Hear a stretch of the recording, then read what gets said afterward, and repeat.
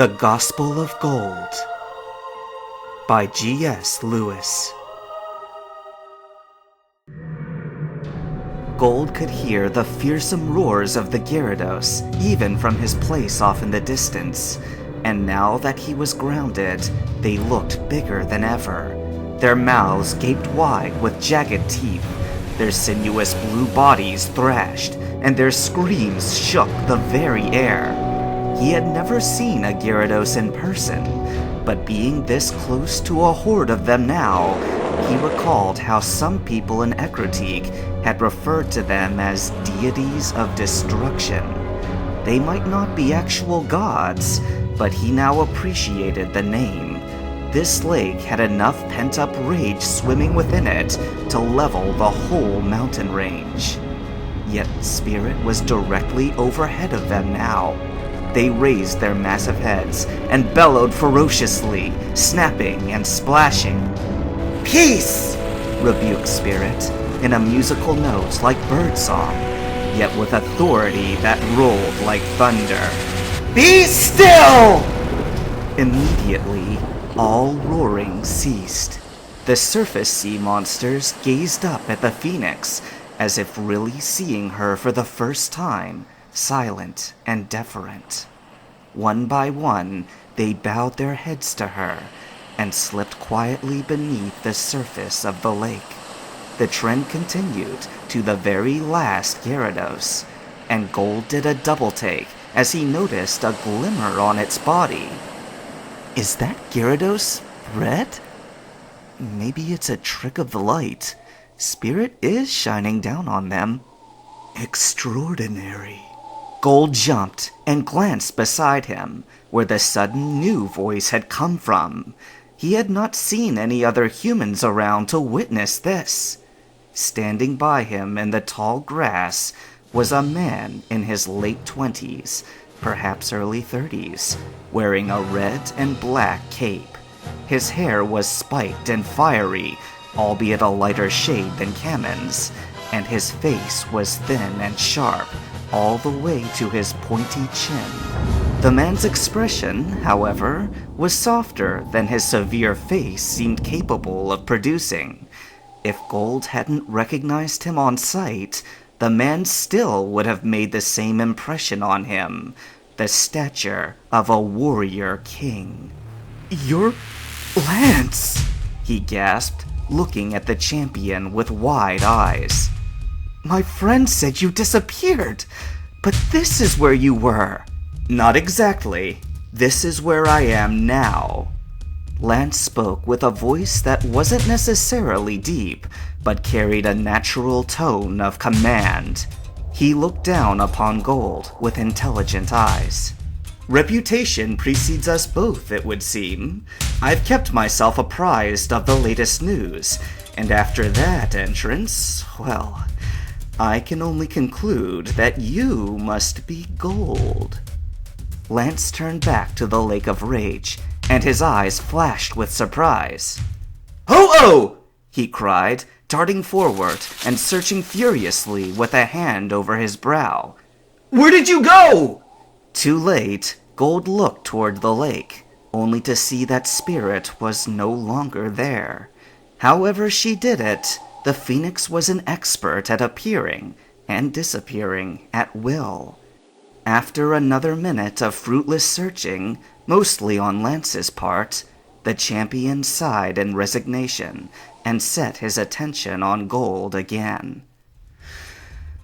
"Well, that clears up my schedule a bit," he said, glancing now and again at the newly calmed Lake of Rage.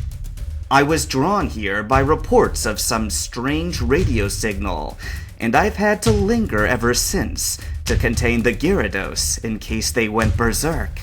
He laughed shakily, and Gold could detect the nervous tension he was trying to cover up. "So many more of them were popping up so quickly that I was getting apprehensive about how it would end.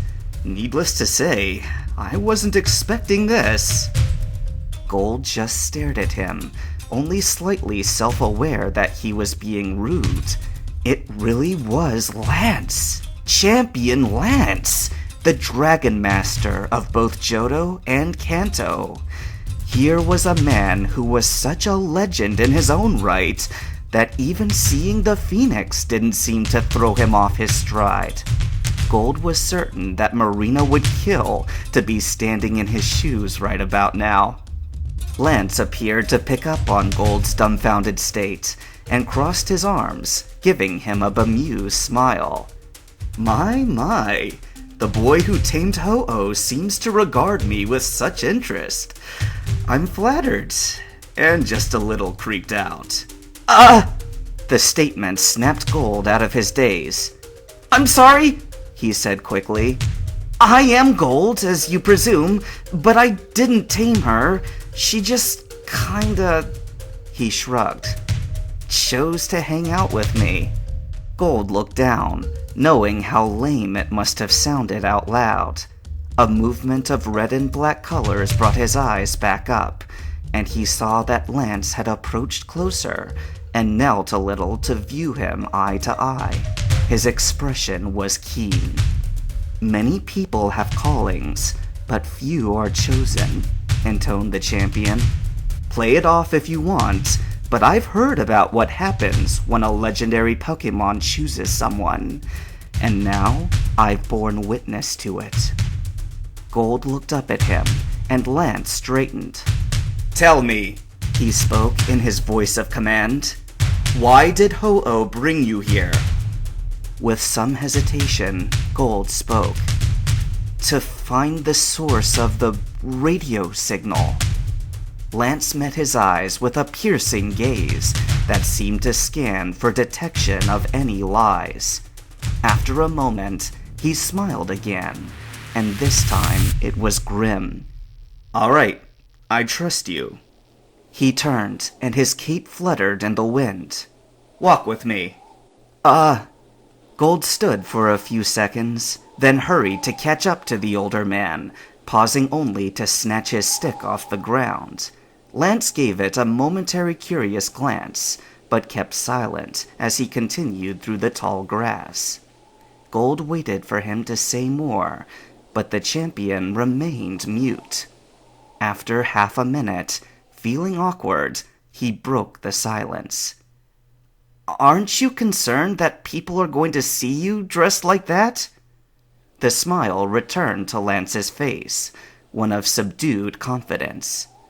Normally, I choose flight to avoid them, but the place we're bound for, Mahogany Town, has lately issued an emergency alert for all residents to remain indoors. Nobody will realize the threat has passed until our business is done.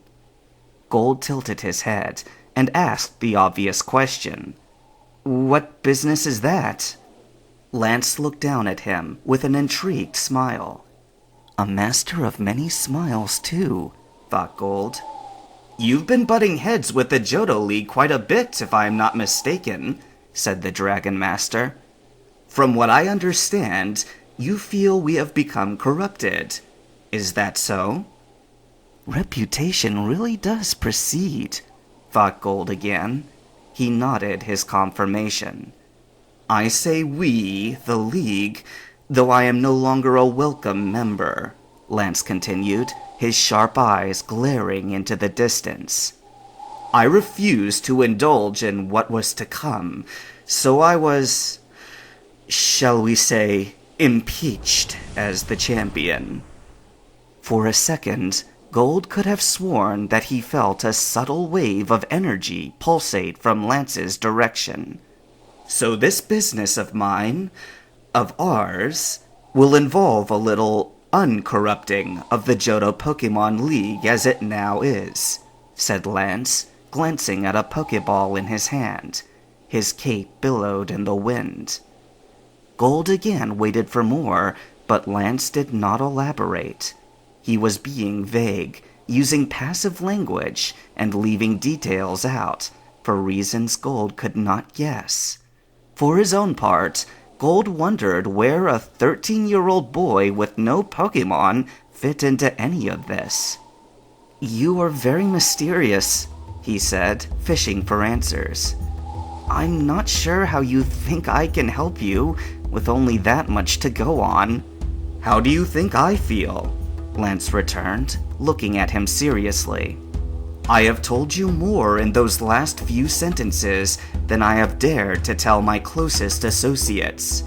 Meanwhile, what do I know of you, Gold? Hearsay, and the sight of you sweeping in on the Phoenix? I may have a hunch for guesses, but you need to fill me in eventually. What? The remark threw Gold for a loop, and he felt slightly defensive. You can ask directly, you know. You're a hard man to read. I don't know what you want. Lance frowned, then smiled apologetically. Sorry, it's a force of habit, he admitted. You caught me with my guard down in the first moments of our meeting, but I've already set the wall back up. It has aided me in my survival since youth, and has become an automatic response. You may just have to suffer it. Okay, Gold replied, willing to go along with him. What specifically do you want to know? For a few seconds, Lance pondered quietly. Please tell me everything you can about your relationship with Team Rocket and the Johto League, he said. Huh? The request struck him as odd for just a moment. Then, he heard Proton's voice in his head as clearly as if he'd spoken earlier that morning. It's all or nothing. Apollo himself told me, and his sister's in good with the League. They want this done, and they're ready to give us a totally clean slate when we do it. Master Lance, said Gold with measured carefulness. Are the Rockets working together with our Pokemon League? The Dragon Master studied him with a stony mask, but Gold had caught it. Just a hint of alarm in his eyes before he put on his poker face. Where did you get that impression? He queried. From my travel experiences, replied Gold. I suppose I should explain.